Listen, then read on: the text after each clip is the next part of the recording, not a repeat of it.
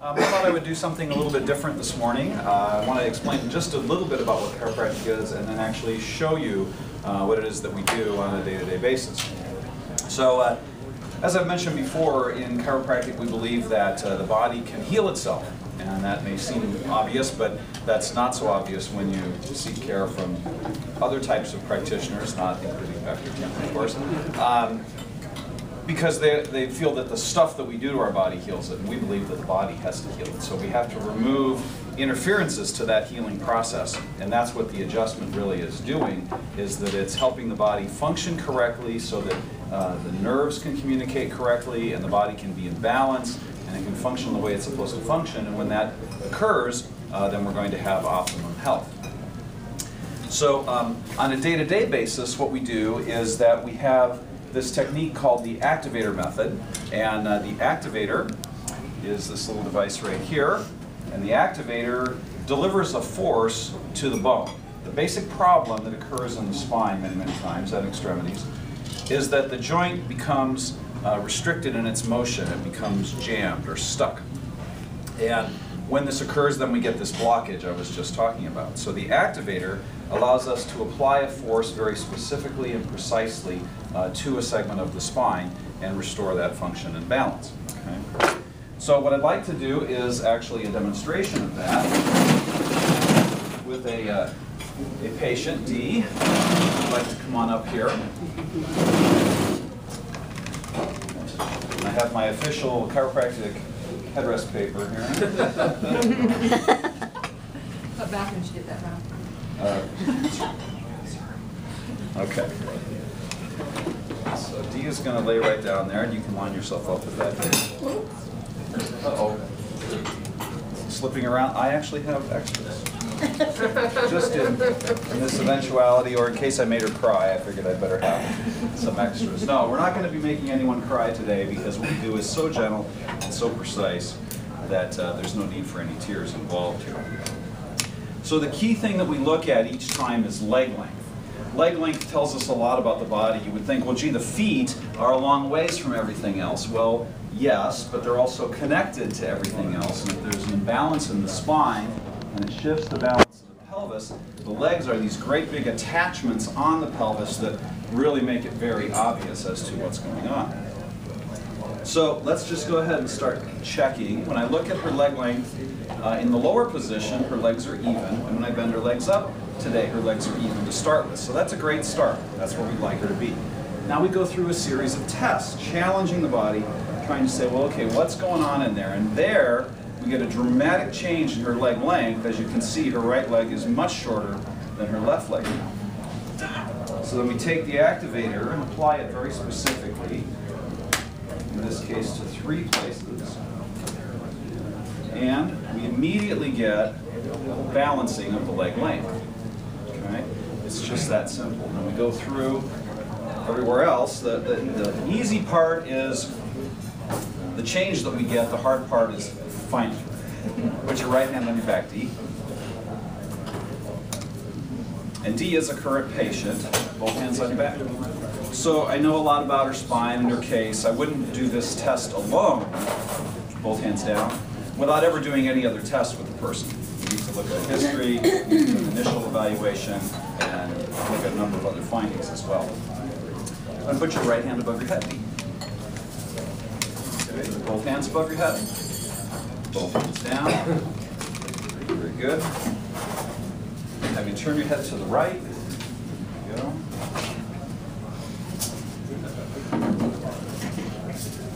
Raise your right shoulder and back down.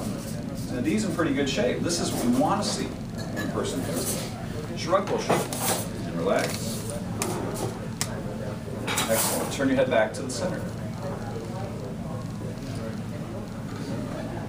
A little bit of change there. So her right leg gets just a little longer. Not very much though.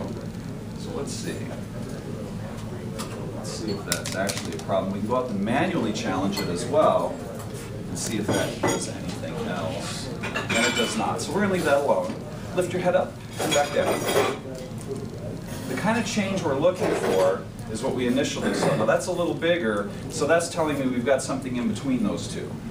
So we're going to go ahead and do a little different test. that one probably will make a bigger difference. And it does. So there you can see her right leg this time is getting longer than her left leg. If you remember the first time it got shorter. So it's not just that she has actually a short leg somewhere, but that there's this anatomical, neurological, functional change taking place. Lift your head up and back down. Tuck your chin in toward your chest, and we lost our papers there, I see. Okay. Good thing I just cleaned the table this morning, right? And then I'll have you turn your head to the left. Bingo. Another really big one there. Turn your head back to the side.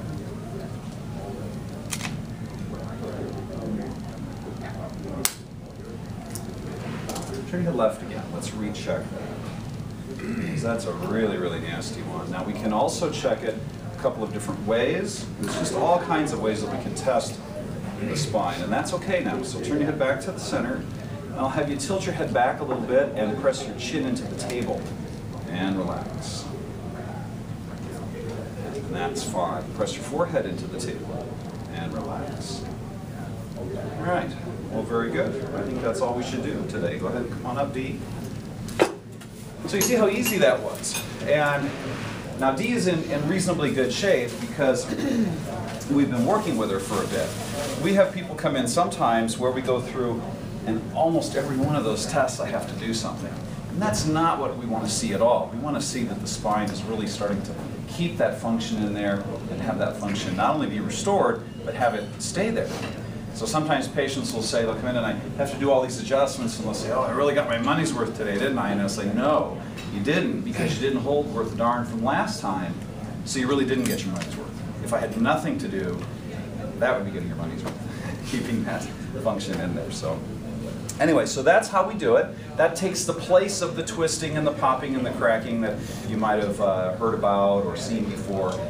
So in virtually every case, we don't have to do any of that kind of stuff because we have the activator technology. So who are great referrals for us? Well, people with health problems, you might say generally, but more specifically, people who have lower back pain, who have neck pain, who have headaches, or who have numbness someplace. Many times that responds extremely well to chiropractic. And a lot of other things too. Those are kind of the biggest ones. And as Dr. Tim was saying this morning, people who are tired of the medical system, who have tried the medical system as is and it has failed them. It has not helped them, or the solution was just simply a bunch of drugs that are only covering up the problem. Those are great, awesome referrals for us because most of the time we can help them. In fact, if they come in with the whole big list of tests, they've ruled out all the stuff that we can't help.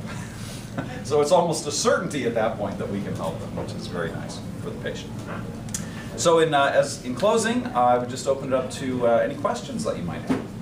Yes, dear. Are there any times when the pulling and cracking or whatever that is a better option?